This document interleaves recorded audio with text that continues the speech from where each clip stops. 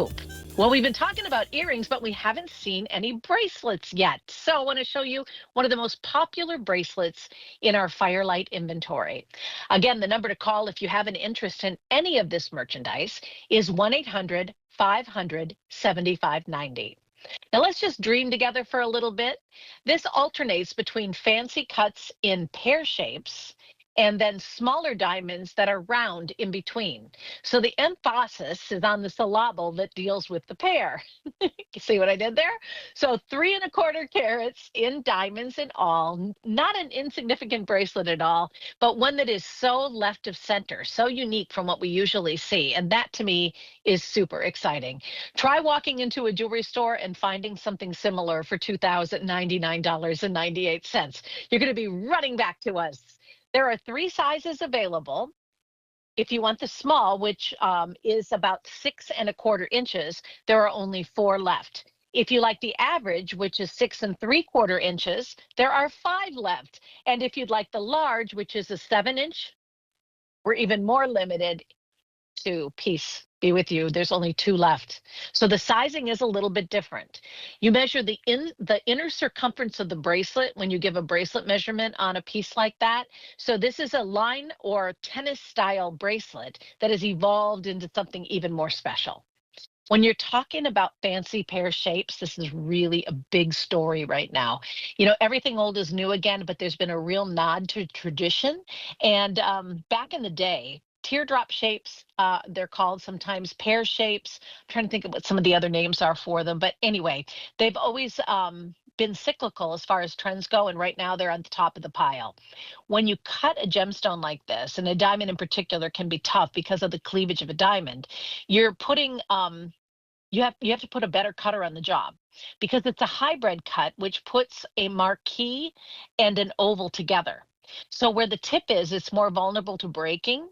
So you want to make sure that the stones are protected well, which this is. And this is a really good shot, actually. It shows not only the clasp mechanism, but it shows the protection that each of those diamonds has. Really nice pronging.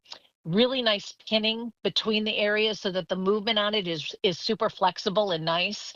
It is an elevation in all ways, shapes, and forms. Do you see the little push button up at the top? You push that down and then you push it together. You can feel it click. And then to take it out, you would push the button again and then just pull it apart. So there's no messy chain. There's no cumbersome side like seat belts on it. Instead, it's that wonderful little, that little push button that just takes it, again, next level, makes it much more modern, much more of the moment.